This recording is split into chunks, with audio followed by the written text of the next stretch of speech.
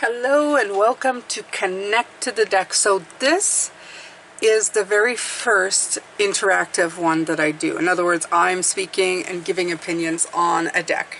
Now, first of all, we're talking about the Soul's Journey lesson cards from James Van Praagh. If you want to see the flip through, I actually have posted that right before this video.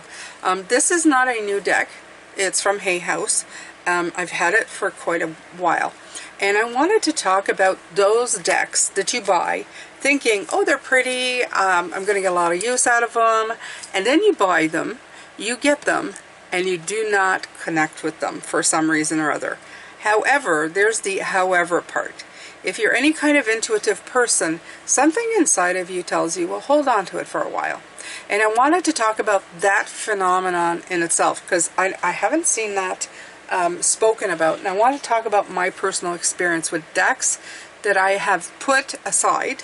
Let's call it on hold for a while. Okay, there's different names that people call the decks they put away, but for me, it's like I'll put them on hold, on wait, on standby. Let's call it standby. My channel, new little thing. My standby decks, and I have quite a few of them. I put them on standby. I don't use them as often. I keep them close enough so if I feel the need to try and connect with them again or bring them into a reading, I will. And then I, one day, start connecting with the decks. And I want to explain the why. It has a lot to do with evolution. So, hello, if it's your first time here and you've never heard of me, my name is Jane. I have currently some channels under the Intuitive Energies umbrella. This is one of them. I also have the Pisces Tarot channel, and I also have the Life Path Number Tarot channel, and they all have intuitive energies such as this one attached to it, so you know that it's me. I wanted to do a little bit on this because recently I have reconnected with this deck. Now I'm going to tell you, first of all, what connected me in the first place to want to buy, because most people who work with oracles or tarot, what we do is we see images or we see a flip through and we think, I can work with that deck, I think it's good. And there's usually a main component that attracts you. It's personal, sometimes it's color, images, words, and sometimes it's the author, James Van Praagh. I like James Van Praagh. He was like, I don't follow him implicitly, but he is one of those people that first introduced me to the world of, you know, the not normal, let's say, right? Bringing peace to loved ones who, when people have passed away, is something that I think takes a lot of heart, okay? And even if at the time when I was younger, I probably wasn't like 100% maybe convinced, right? Because I had adults tell me all that's crap. I soon realized that bringing real peace to people after people have passed is a gift, okay? And I think to myself, it doesn't matter if they can tell them your loved one adores you, loves you, wants you to see you do good in this world, don't worry about them anymore. If you can give another human being peace of mind for them to live their best lives, I don't really see, you know, the bad part of it. So James Van Praagh, I really, you know, I knew of him. I thought, well, I'm going to get his deck.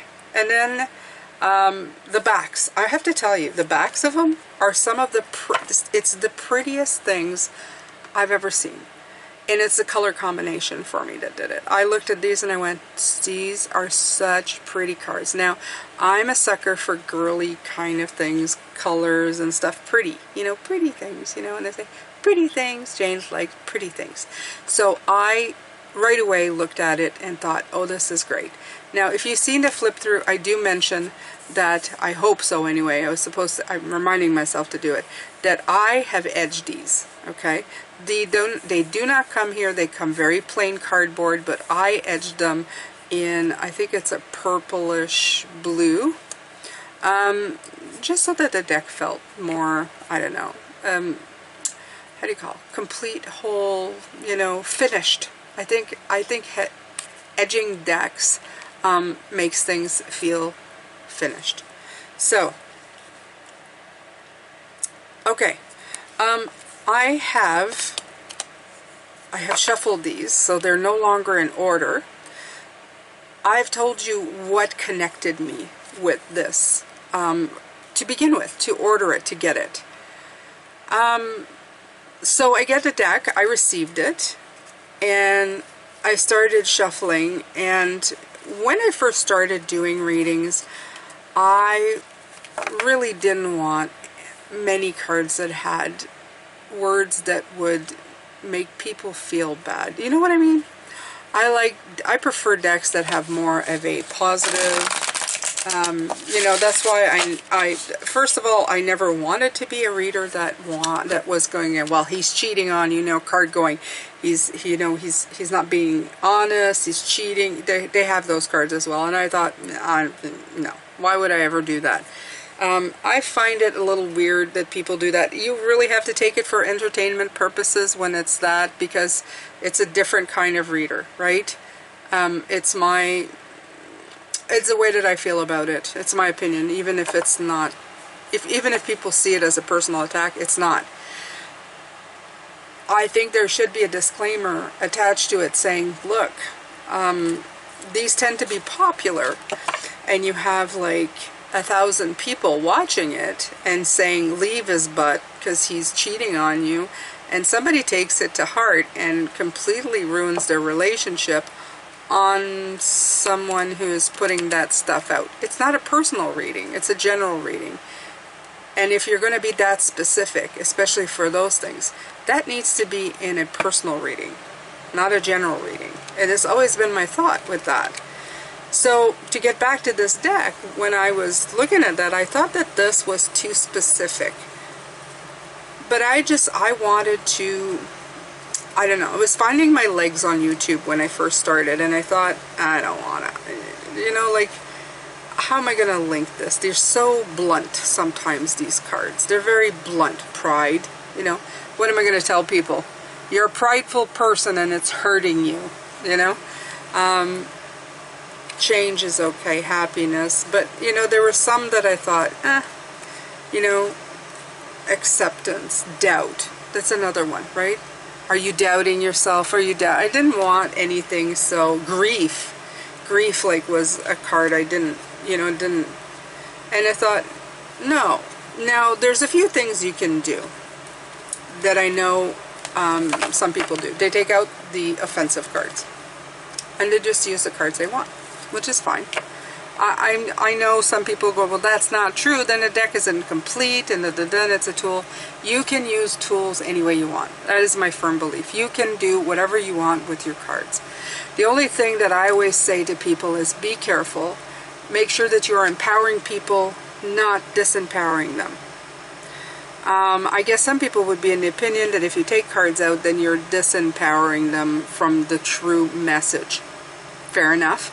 I have to take that into consideration, absolutely. But I didn't take any cards out. I like my decks complete. That's fine. I don't know why. I don't know why. I felt either they were too plain. They just, to me, they had just, there were no images, real images. And you're going to say, Jane, there are some images on these cards. Yes, there is. But to me, it wasn't connecting to them. It's like, that's a swirly swirl. And that's a, I don't know, looks like wallpaper to me, right? I do believe they're mandalas, right? Or something close to it. They're not mandalas, but some of them have a mandala type quality. Let's just leave it at these. This definitely looks like a mandala. Okay, these they look like mandalas. So I like mandalas, but I'm not, you know, I'm not like, oh, I love mandalas. It's not really my thing. And it's not to say that they're not good. It's just not me, right? So right away, there was a few strikes that I felt for it. And I rarely, to tell you the truth, I didn't really read the bottom parts all that much. I should have, but I didn't. So there's a book that comes with. And for some reason, just a couple weeks ago, found a deck, picked it up. Oh yeah, I love the backs on this, but as if somehow I didn't connect with this. But I started using them and started connecting with them. wholeheartedly. Now, why is that? Why all of a sudden do you finally connect with the deck? And why, what makes you stop and hold on to it when you first don't connect with it? And I'm going to tell you this. I believe, this is my opinion, this is Jane's opinion of being a reader for a while, okay? I've been doing this for a while. I wouldn't say like every day for 30 years, but I have been doing it for, you know, close to a few years now, going on 5 probably on YouTube, 4 or 5. I've just passed the 4th year.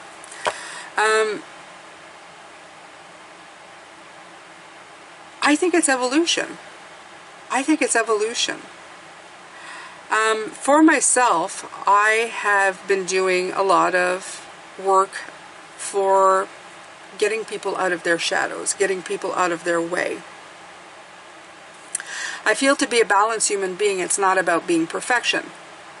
A lot of religions, they want you to be pious, they want you to be perfect, they want you to pray, they want you to, you know, at one point way back when, you had to kind of flog yourself and stuff. We live here and we come with all of our complexities. Now what you decide to call it, that's fine. Some people call it sins, some people call it lessons, some people call it wisdom. But we are learning, and we are learning by being human, because we are human. We're not gods, we're not perfect, you know, always having perfection, because the very definition of us is imperfection, okay? If we take care of ourselves, we're good. If we don't, we can have disease. Sometimes we can take care of ourselves and we still have disease. We are imperfect beings living on this world. There is, however, balance on this planet. It can be found. There is a balance, whether you can explain it or not, of things that happen. And part of that is the darkness and the light. So you can't always be in the light, even though sometimes you want to be in the light all the time. Sometimes you have to look into the dark spots. You have to see what is keeping you held up and stuck. And I find that decks like these, when it is their time, will come in and help you find those things. So, suddenly, forgiveness becomes okay. So does judgment. So does blame. So does indecision. Okay? They become relevant cards. And indecision says, I use my intuition in all aspects of life. It is telling you, if you're indecisive, maybe this message will resonate, such as, look, I'm going to take a moment, I'm going to really meditate and try to get my higher self, my guides, to give me a clearer path when I feel indecisive, when I feel stuck, right? Suddenly the colors, this feels like the outside world, keeping you stuck in a place, in the grind, in the wheel.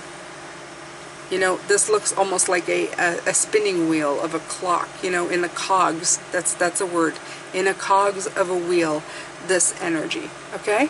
So now all the colors, but all around you is, this looks blue, but it's actually purple, is energy of probably like violet color, of spiritual energy. So all of this comes in.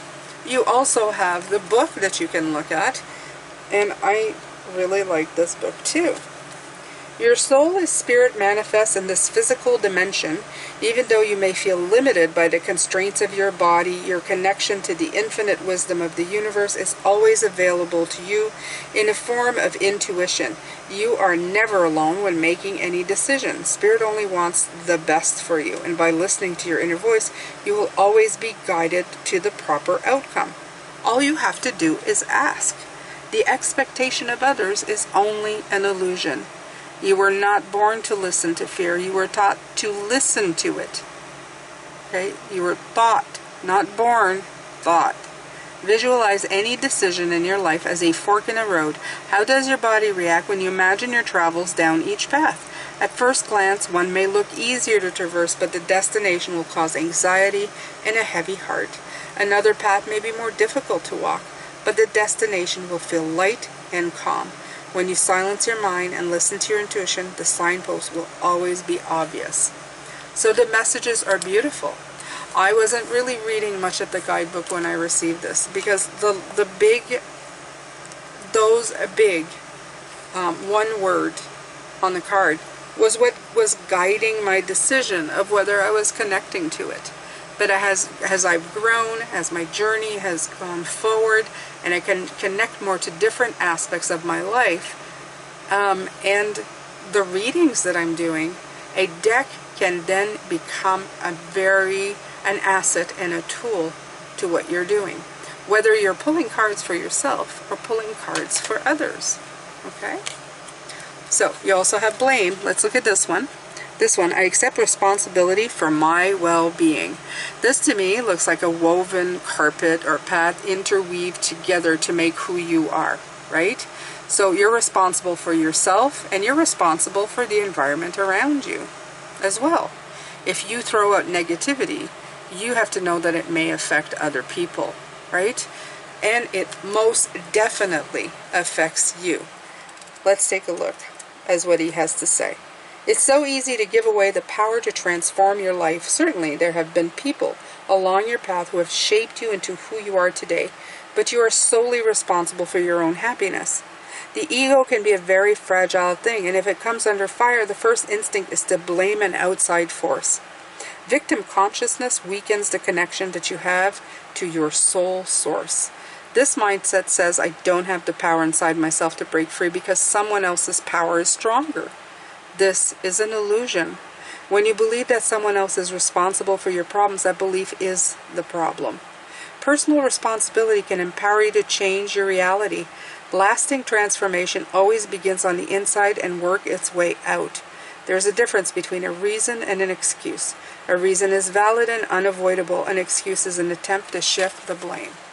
So right now, looking at this deck, I feel that there's a lot of underratedness going on with this. Like I said, I am not exactly sure why it didn't make the top of my list, but it certainly is now. And it will be of great value to the things that I do. And I love the messages. They're awesome. The other part that I wanted to bring in is that sometimes I do not do this, and I know some people, some readers do, and you're excellent. But sometimes I was doing 2 or 3 videos a day and ordering decks. Didn't always have the time to do this. But if you are not, and even if you are doing this, I suggest that you take the time it takes and read the book. You're going to get insight from the artist, from the author, and from the cards itself. This I could probably do in like an hour or so. So I could probably do this and at least get the gist of why they were created, how to use them, and then the meaning of each card, to put me in a better place that when the card does flip, I have like this basic, a very basic, a little more than just a word to attach meaning to this card. And then I can use it whichever way that I want. Let's take a look at Judgment.